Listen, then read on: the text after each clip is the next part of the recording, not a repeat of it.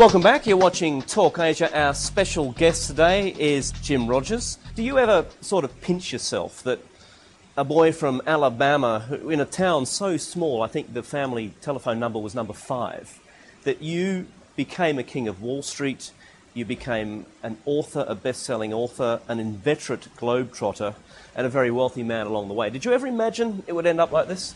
Andrew, I still consider myself just a simple person from Alabama. I don't think about all those other things you talked about. I don't have much use for money. I don't own a car. My wife owns a car now.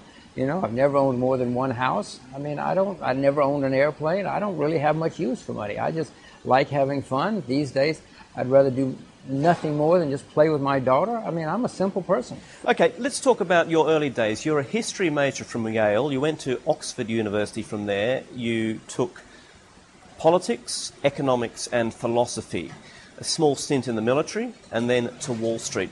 The Wall Street doesn't quite fit into that picture. Why Wall Street?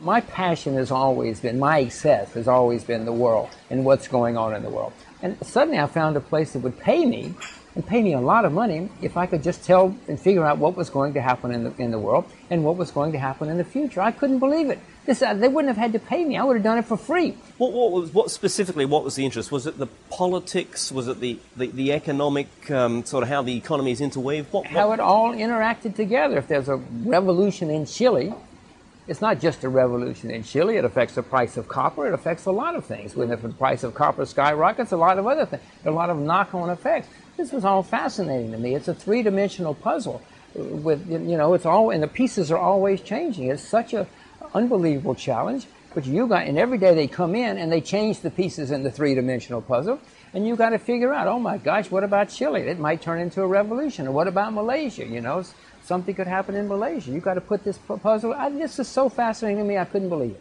1973.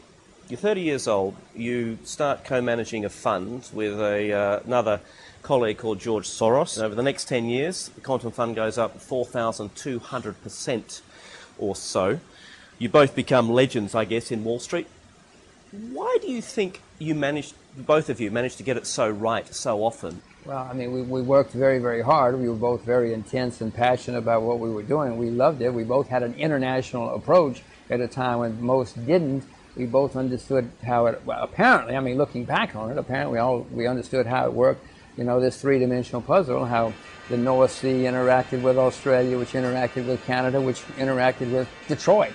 You know, I don't know how we did it, but it was an exhilarating time. We did a very good job. We got it right a few times and made a few bucks. Do you remember how much money you made during those years, personally? I made enough to retire, I know that. Looking back on it, it was not a whole lot of money in today's standards, but in those days, for a poor boy from Alabama who didn't really need a lot of money, it was plenty for me to stop. And then you retired, as you say. You're on top of the heap on Wall Street. Why quit? I'd always wanted to have more than one career. Since I was like 17 years old, I used to say, I'm going to do more than one thing in life. I always wanted to see the world on a motorcycle. I mean, and I didn't need much money. I mean, as I said, I'm a simple person, so I didn't need a whole lot of money. I used to think if I could get $12,000, I could go around the world. This is a long time ago, you know. Well, you famously wrote a book from your travels, Investment Biker. Did you set out with the idea of writing a book about your travels and looking specifically at investment opportunities along the way? And I certainly didn't plan to write a book. The only reason I wrote a book is because the night I got back, I happened to be sitting next to the head of a magazine, and he said, I want to do a story about this. And that turned into a book.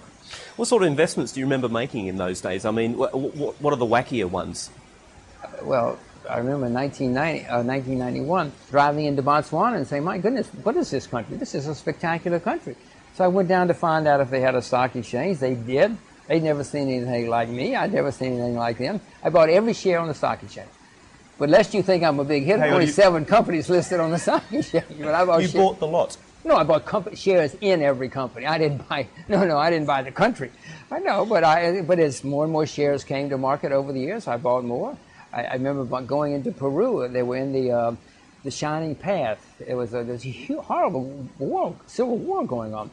But I went down to find the stock exchange. They thought I was nuts. Don't you know there's a war going on in this country? So I went down and bought shares, which turned out to be terrific. No, I had a few things that turned out to be fine. How did this trip, this personal odyssey really, how did it change your views on investing?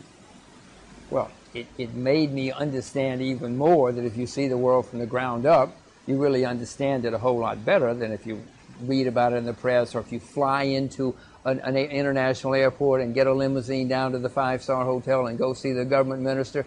Listen, I know what he's going to say. I can say it better than he can, Andrew. I've been doing this for 40 years. And most analysts still do that, do you think? Of course if they do it. If they even do that much. Most of them don't even need to go home. They just sit and watch CNN and see how the world is, or so they think. 10 years later, you wrote another book. Just on the broader sense, what were the trends you discovered, or what had changed globally in those 10 years which you could lock onto as an investor? Well, you can certainly see in spades the rise of Asia and the rise of China. Just unbelievable changes that are taking place. Different country, different world. You could also see that Russia continued to disintegrate and fall apart, and that there was nobody putting any money into infrastructure or into capital improvement or to productive capacity. Africa, you could see parts of Africa. I used to be extremely optimistic about Africa after my first trip, made a lot of investments. But on my second trip, I came to realize, wait a minute, it's not all the same. There are over 50 countries in Africa.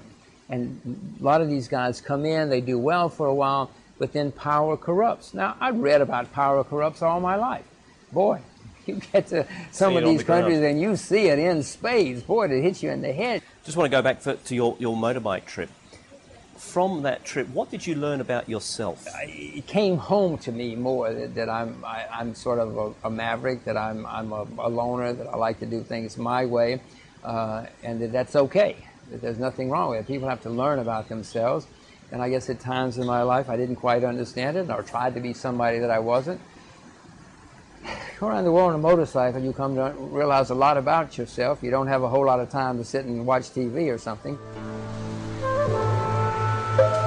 Me, as an average Joe, has $20,000 US to spend as an investment. What would you advise me to do with it?